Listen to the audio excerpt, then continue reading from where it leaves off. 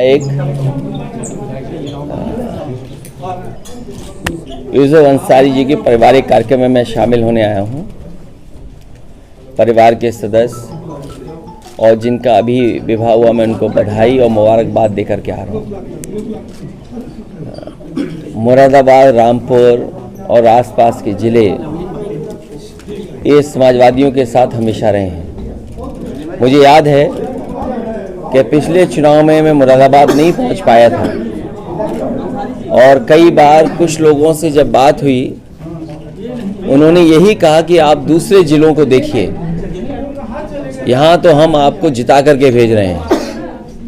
मैं मुरादाबाद और आसपास की जनता का बहुत धन्यवाद देता हूँ, जिन्होंने उन परिस्थितियों में समाजवादी पार्टी की मदद की और समाजवादी पार्टी के एक एक प्रत्याशी को जिताने का काम किया।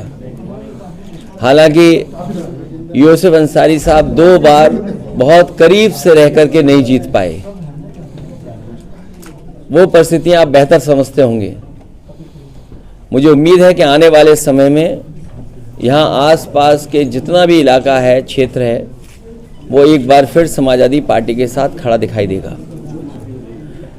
जब से बीजेपी की सरकार आई है, अन्याय लगातार बढ़ता जा रहा है और अन्याय चरम सीमा पर है।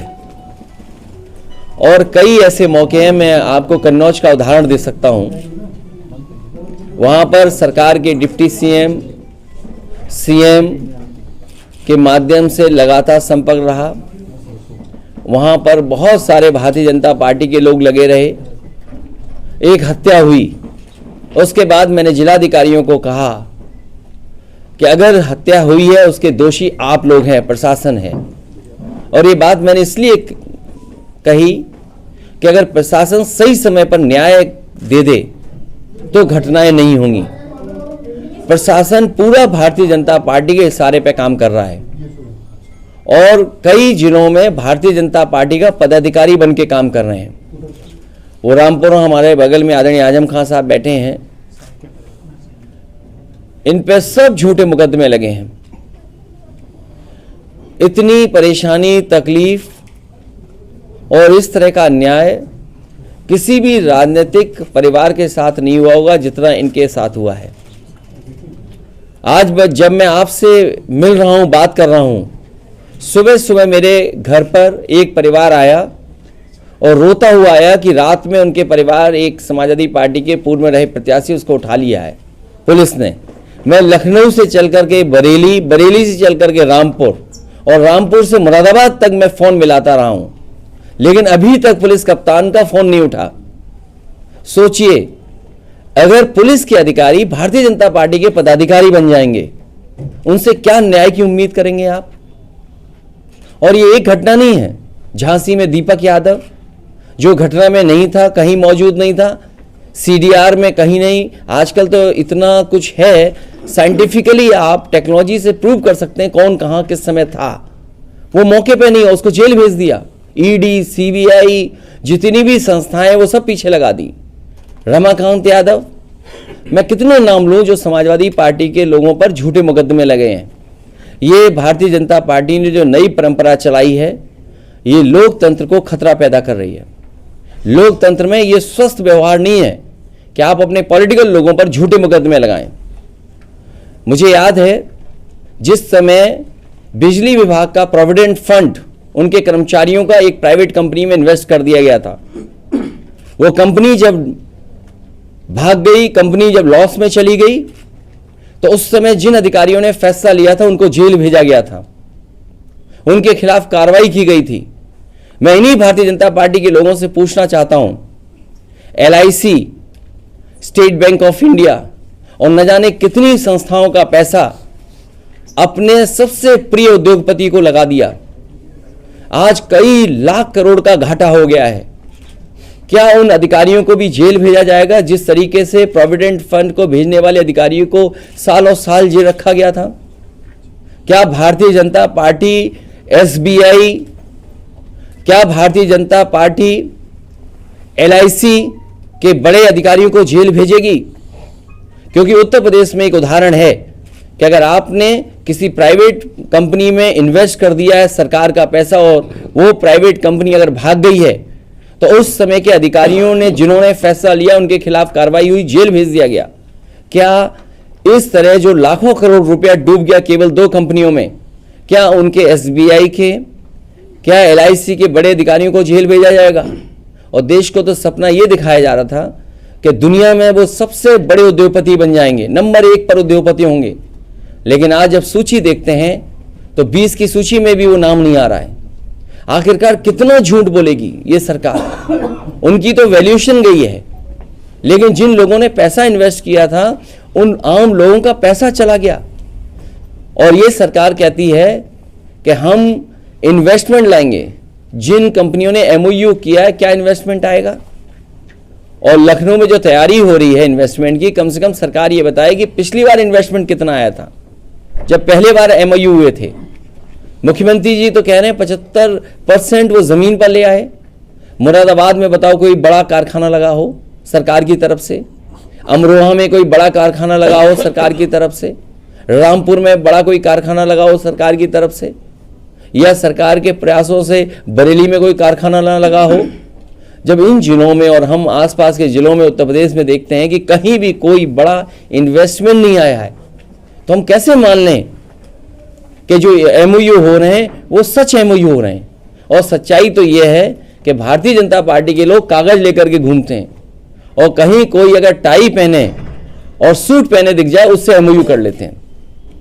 5 लाख करोड़ का तो जमीन पे पहुंचा नहीं, अब तैयारी है न जाने कितने लाख करोड़ की, तो क्या जमीन पर पहुंचेगा? ये भारतीय जनता पार्टी जनता को धोखा दे रही है। जिस तरीके से नंबर 1 पे उद्योगपति पहुंचाने का सपना दिखाया था, वो पता नहीं उद्योगपति कहां पहुंचेंगे। और अभी तो शेयर गिर रहे हैं, पूरी सरकार लगी है बचाने में, पूरा तंत्र लगा हुआ है बचाने में, पूरी फाइनेंशियल इंस्टीट्यूशंस लगी है बचाने में। तो सोचिए, जब एक उद्योगपति के साथ इतनी इंस्टीट्यूशंस हों वो नहीं बच पा रहा है, तो और आम व्यापारी उद्योगपतियों का क्या होगा? जब देश का इतना बड़ा उद्योगपति डूब रहा है तो उस इन्वेस्टमेंट के बहाने उत्तर प्रदेश में कौन इन्वेस्टमेंट करने आएगा? सर, जो बड़े उद्योगपति हैं, क्या आप चाहते हैं कि जो ये सब हुआ है, शेयर गिरे हैं और जो आरोप लग रहे हैं, क्या आप चाहते हैं कि उनके खिलाफ जांच हो इस तरह के फंड के? देखिए, उत्तर प्रदेश सरकार ने एक उदाहरण दिया था और बीजेपी की सरकार का एक उदाहरण है कि जिस तरीके सरकार के कर्मचारियों का प्रोविडेंट फंड DHFL कंपनी में इन्वेस्ट किया था और ये सोच करके कि ये DHFL से ज़्यादा मुनाफा मिलेगा उन्हें, लेकिन वो कंपनी फेल हो गई और इस पर जांच हुई। उस समय के जिन अधिकारियों ने DHFL में पैसा इन्वेस्ट किया था उन्हें जेल भेज दिया गया था, सालों साल जेल रहे। क्या उसी तरह का मामला भारत सरकार में नहीं दिखाई दे रहा है? सरकार दोनों एक है, कानून 2 के लिए अलग अलग नहीं हो सकता है। इसीलिए हमारी मांग है कि अगर उत्तर प्रदेश में जेल भेजा जा सकता है अधिकारियों को जिन्होंने फैसला लिया, तो क्या उस जगह पर जो लोग बैठे हैं वो जेल भेजे जाएंगे कि नहीं जाएंगे? यहां तो 1200 करोड़ का मामला था, ये तो 2 कंपनियों का 1 लाख करोड़ का मामला है। तो जो बिजनेसमैन है और जो पॉलिटिकल रिलेशन है या ऑफिसर्स के साथ उनके रिलेशन है, आप चाहते हैं कि उनकी जांच हो? अरे भाई, क्या बोल रहा हूँ, क्या समझ पा रहे हो आप? अपना भी परिचय दे दो हमें। मैं ABP न्यूज से हूँ, मैं जानना चाह रहा हूँ जिस बड़े बिजनेसमैन का आप जिक्र कर रहे हैं। अरे भाई, मैंने क्या कहा आपसे? उत्तर प्रदेश ने उदाहरण दिया, DHFL कंपनी में 1200 करोड़ प्रोविडेंट फंड का इन्वेस्ट हुआ बिजली विभाग का कर्मचारियों का, क्योंकि DHFL डूब गई, उन्होंने एक अधिकारी को जेल भेज दिया, कई लोगों पे कार्रवाई हुई, ED हुई, CBI हुई। तो मैं ये जानना चाहता हूं, जब उदाहरण उत्तर प्रदेश ने दिया है तो SBI के बड़े अधिकारी, LIC के बड़े अधिकारी जेल जाएंगे कि नहीं जाएंगे? और फिर भारतीय जनता पार्टी तो ये सपना दिखा रही थी कि ये उद्योगपति दुनिया में नंबर 1 होंगे। ये जो सपना दिखाया उनका तो वैल्यूएशन गया है, लेकिन न जाने कितने आम लोगों का पैसा डूब गया।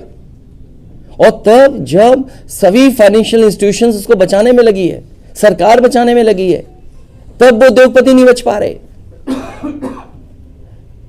और प्रधानमंत्री जी से, भारतीय जनता पार्टी से कितनी मित्रता है, ये अलग बात है कि वो उद्योगपति हैं, लेकिन कितनी करीबी मित्रता है आपसे बेहतर कौन समझेगा?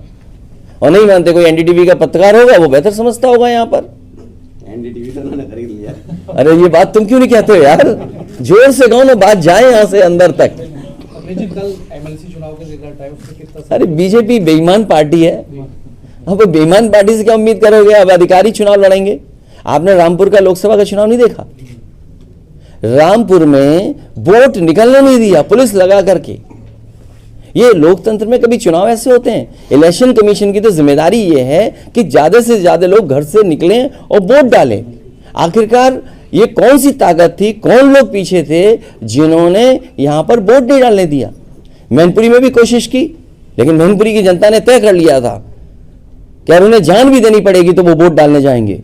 और अगर रामपुर के लोग भी ये तय कर लें जान चली जाए लेकिन हम वोट डालने जाएंगे, लोकतंत्र बचाने जाएंगे, तो आने वाले समय में परिणाम दूसरा होगा। वहाँ गोली नहीं चलती, रामपुर में गोली चलती और लोग मारे जाते। हमने मरने से बचाया है लोगों को, हमें मालूम था मारे जाएंगे लोग। सही बात। सर, इन यहाँ जो लोग परिस्थितियों रहते में हैं 85 बनाम 15 का टारगेट कैसे पूरा करेंगे? ये क्या चीज है? अभी भाजपा का जो आया था 80 बनाम 20, उसमें आपकी तरफ से हुआ था कि 85 नहीं, बनाम- देखिए भाजपा को आप समझो, जी भाजपा के पास कोई महंगाई कम करने का कोई रास्ता नहीं है, बेरोजगारी कम करने का कोई रास्ता नहीं है। चरम सीमा पर दोनों चीजें पहुंच गई हैं, और अगर चरम सीमा पर दोनों चीजें पहुंची हैं तो वो कैसे खत्म करेंगे? कोई अगर उनके पास रास्ता हो तो बताओ। 2024 के लिए क्या रणनीति है आपकी? मुझे उम्मीद है कि जिस तरीके से जनता निराश हुई है इन लोगों से, और ये तो विदाई का बजट था, जैसे विदाई में गाना गाते हैं, मुझे नहीं पता आपके यहाँ विदाई में गाना होता है कि नहीं होता है। ये तो विदाई बजट था, ये समझ लो विदाई है इसके बाद। अखिलेश जी, लखनऊ में पोस्टर लग रहे हैं आपकी पार्टी की तरफ से कि भाजपा ब्राह्मण विरोधी है, उस पे क्या? नहीं, ये नहीं कहा हम लोगों ने, नहीं हमने विरोधी नहीं कहा। हमारी पार्टी का जो भारतीय जनता पार्टी ने सवाल उठाया है या जो बहस छिड़ी है वो हम पूछना चाहते हैं उनसे सदन में, और सदन में मुख्यमंत्री जी से बेहतर कोई नहीं कह सकता है, क्योंकि मुख्यमंत्री जी न केवल मुख्यमंत्री हैं बल्कि वो साधु संत योगी भी हैं और एक पीठ से आते हैं। हमें उम्मीद है कि वो कम से कम वो बताएंगे जिससे कि हमें जानकारी हो जाएगी आखिरकार हम लोग क्या हैं। सर, एक आरोप ये भी लग रहा है कि इस बार जो राष्ट्रीय कार्यकारिणी आपकी घोषित हुई है तो उसमें कोई ठाकुर या ब्राह्मण पदाधिकारी। क्यों ऐसा कहते हो? आप फिर से पढ़ लो सूची।